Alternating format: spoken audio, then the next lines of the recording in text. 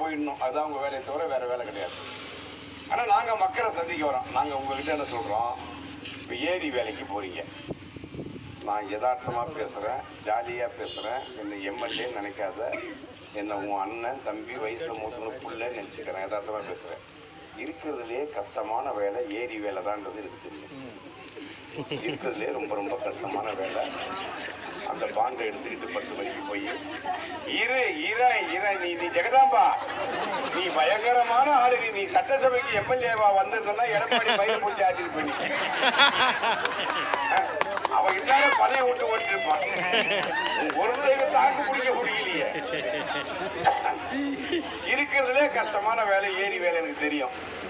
10 மணிக்கு மேல பாண்டு எடுத்துட்டு போய் ஏரி கேட்டில் உட்காந்துட்டு வயசு மூத்ததாக இருந்தால் என்ன சின்னம்மா நல்லா இருக்கிறேன், வெத்தலை பாக்கு ஒரு பாக்கியம் போட்டுட்டு எப்படி இது என் மருமக சொல்லத்தாங்கிற பெரிய பிரச்சனையாக இருக்குது. என் ஓரம் இந்த மாதிரி பிரச்சனை பண்ணுறான், என் நாற்று இந்த மாதிரி பிரச்சனை பண்ணுறான்.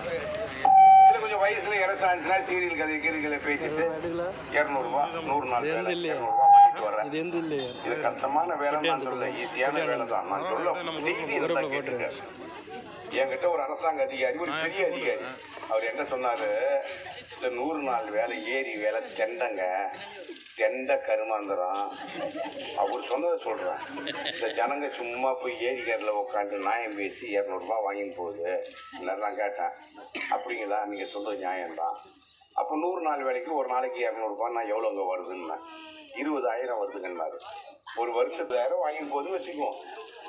இது அவனுக்கு பொறுக்கலை. அந்த அதிகாரியை நான் கேட்டேன், உனக்கு எவ்வளோப்பா சம்பளம்னா, 1 லட்ச ரூபா சம்பளம் அரசாங்க அதிகாரிக்கு. கவர்மெண்ட் கோட்ரஸ், அவருக்கு ஏசியில் ரூமு, உனக்கு ஏரிக்கரை தான் ரூமு. அவருக்கு ஏசியில் ரூமு, உனக்கு ஏரிக்கரை ரூமு, ஏசியில் ரூமு. அவருக்கு காரு, அது கவர்மெண்ட் கொடுத்துருது. அந்த காருக்கு டீசல் பெட்ரோல் கவர்மெண்ட் போடுது. அந்த காருக்கு டிரைவரு கவர்மெண்ட் சம்பளம் கொடுக்குது. அவர் வச்சிருக்கிற செல்போனு கூட அவர் ரீசார்ஜ் பண்றதில்ல, கவர்மெண்டே பண்ணி விடுது.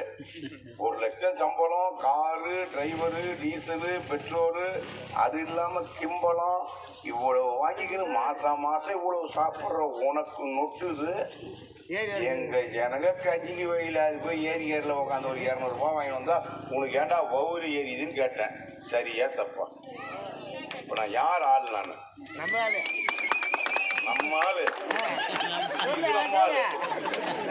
புரியுதா? இப்ப நான் யார் ஆளு? இப்ப தளபதி மு.க. ஸ்டாலின் வந்தா நிச்சயமா இத 150 நாளைக்கு மேலதான் ஏற்றுவார். மேலதான் 150 நாள் 200 நாள் வந்துடும். 100 நாள் வேலை. எப்போ? சூரியனுக்கு ஓட்டு போட்டா. ஆனா ஏடிஎம்கேக்காரன் எதிர்கட்சிக்காரன் ஒரு முடிவில் இருக்கான், கோடி கணக்கில் கொள்ளடிச்சு வச்சுக்கின்னு. இது எப்படி இருந்தா, எலெக்ஷன் அன்னைக்கு என் காதுக்கு கிடைச்ச தகவல், ஒரு ஓட்டுக்கு குறைந்தபட்சம் 1000 ரூபாய் தரப்போறதான் தகவல். வாங்கிங்க.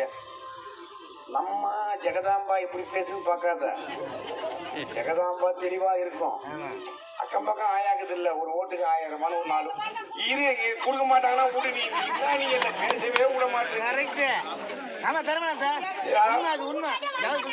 ஆம்பளைய நீ ஒரு ஆள் போதும், பொம்பளைய ஜெகதாம்பா. கூட்டுறதுக்கு ஒன்றிய செயலாளர் எவ்வளவு சிரமப்பட்டாரு, ஊராட்சி செயலாளர் கிளை செயலாளர் எவ்வளவு சிரமப்பட்டு கூட்டுறாங்கன்னு கொஞ்சம் அமைதியாக பேச விடு. 12 மணிக்கு தானே கடை ஓப்பன், அதுக்கு முன்னாடி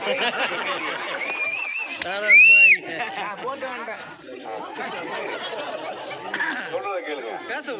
இப்போ அவன் ஒரு ஓட்டுக்கு 1000 ரூபாய் கொடுத்துட்டான்னு வச்சுக்க, 4 ஓட்டுக்கு 4000. நம்ம அக்காவும் சும்மா இருக்காது. என்ன சின்னம்மா ஓட்டுக்கு 1000 ரூபாய் கொடுத்துட்டாங்க, என்ன கொடுத்தவனுக்கு போடுவோமா நமக்கு அப்படின்னு போடுவேன்னு அவன் நினைச்சுக்கிறான். இது ஒண்ணு. இன்னொன்னு, ஒவ்வொரு ஊருக்கு போன உடனே அங்க இருந்து நேரா கழுவி என்ன பண்றேன், நான் கழுவி கீழும் பேசுறேன்னா நம்ம அக்கா, நான் உரிமையில பேசுறேன். நேரா ஒரு மனு எடுத்து வந்து தருது. என்ன எம்மாண்ணா, இந்த 1000 ரூபாய் முதியோர் தொகை வரலப்பா, 4 தடவை அப்ளிகேஷன் போட்டு 4 மாசம் வச்சு நின்று போயிடுச்சுப்பா. அதிகாரி கூப்பிட்டு ஏன்பா அந்த அம்மாவுக்கு வரல? அந்த அம்மாவுக்கு புருஷங்கிறாங்க. இவன் கொடுக்குற 1000 ரூபாய்க்கு புருஷனை சாவடிக்க முடியுமா? ஜெகதாம்பா என்ன சாவடிச்சு பேசுற பேச இன்னொரு அம்மா வருது.